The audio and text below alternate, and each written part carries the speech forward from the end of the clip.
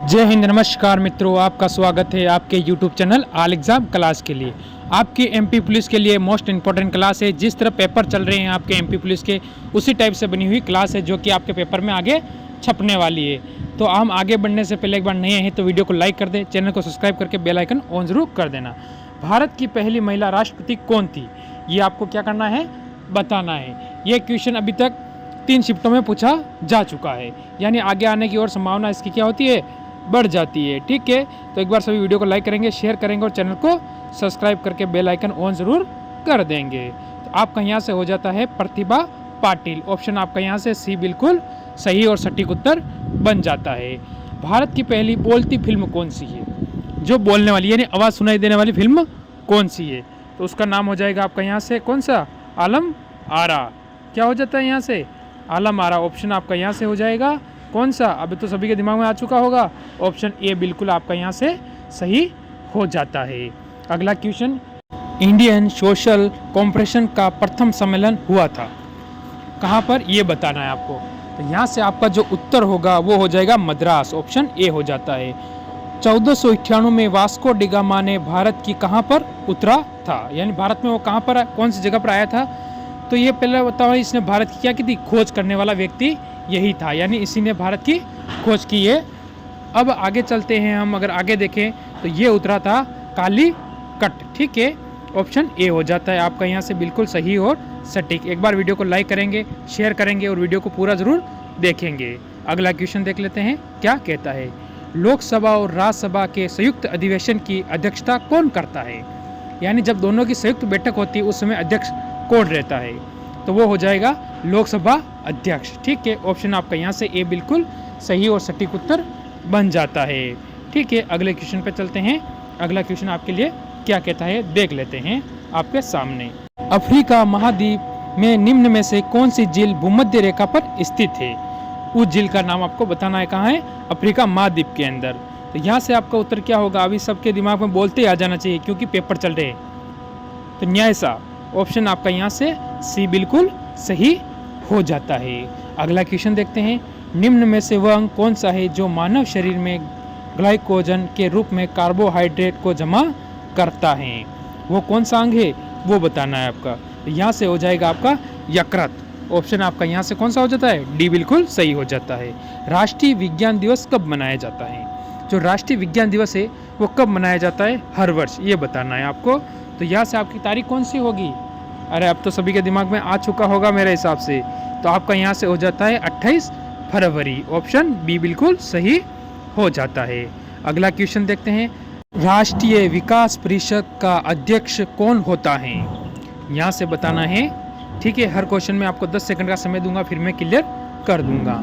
तो यहाँ से आपका प्रधानमंत्री, ऑप्शन ए बिल्कुल सही हो जाएगा।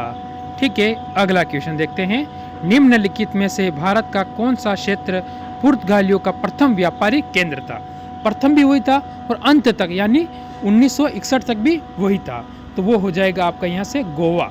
ठीक है, अब पूरा क्लियर करते हैं, अंत यानी लास्ट तक, जब भारत आज़ाद होने के बाद भी वही रहा था।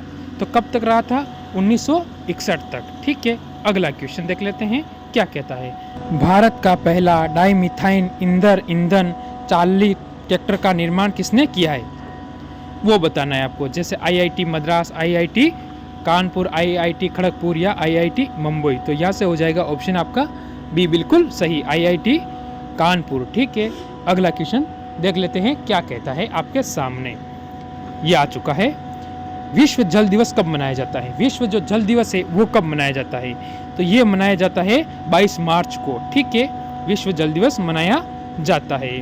15 अगस्त तो कल है, आपको पता है। अगला क्वेश्चन, असहयोग आंदोलन कब शुरू हुआ था, कौन सा असहयोग आंदोलन, तो ये कब शुरू हुआ था, तो ये आपका यहाँ से आपका जो उत्तर बनता है वो बन जाता है 1920 के अंतर्गत। ऑप्शन आपका यहाँ से ठीक है, और 1942 में हुआ था भारत छोड़ो आंदोलन। ठीक है, ये आपको याद रखना है साथ में कि भारत छोड़ो कब हुआ था, और दांडी मार्च हुआ था। जो दांडी मार्च हुआ था यानी नमक कानून तोड़ा था महात्मा गांधी ने, वो 1930 में तोड़ा था। यहाँ से ये सारे क्वेश्चन आपके क्या हो जाते हैं, एक ही साथ में क्लियर हो जाते हैं। इसे दांडी यात्रा बोलते हैं। गुप्त वंश का संस्थापक था, गुप्त वंश जो गुप्त वंश के संस्थापक थे उनका क्या नाम है? तो उनका होता है श्रीगुप्त। ऑप्शन आपका यहाँ से कौन सा? बी बिल्कुल सही हो जाता है। किताब उल हिंद पुस्तक के लेखक कौन है? किताब उल हिंद पुस्तक है, उसके लेखक का नाम बताना है। तो वो हो जाएगा आपका यहाँ से ऑप्शन नंबर ए, अल बेरूनी। ठीक है, अल बरूनी है नी। ऑप्शन आपका ए बिल्कुल सही हो जाता है। किस देश की सीमा कैस्पियन झील से नहीं मिलती है? ऐसा कौन सा देश है? यानी इसमें 3 की मिलती, 1 की नहीं मिलती, वो है यूक्रेन। ऑप्शन आपका यहाँ से सी बिल्कुल सही हो जाता है। अगला क्वेश्चन देख लेते हैं। बुध नक्षत्र में एक वर्ष में दिनों की संख्या कितनी होती है? किसमें? बुध नक्षत्र में। तो कितनी हो जाएगी यहाँ से?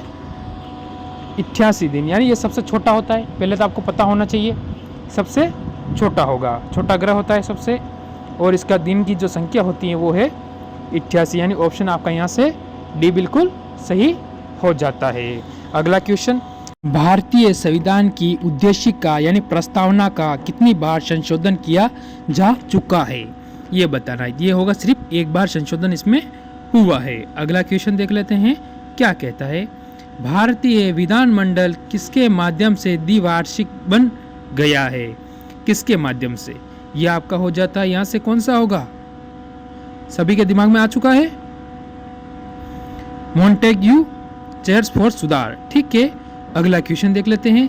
जलियांवाला बाग हत्याकांड में एक भारतीय व्यक्ति ने जनरल डायर की सहायता की थी, उसका नाम बताना है आपको। तो यहाँ से हो जाएगा हंसराज। ठीक है, अगला क्वेश्चन, नेपाल की राजधानी है किसकी? नेपाल की।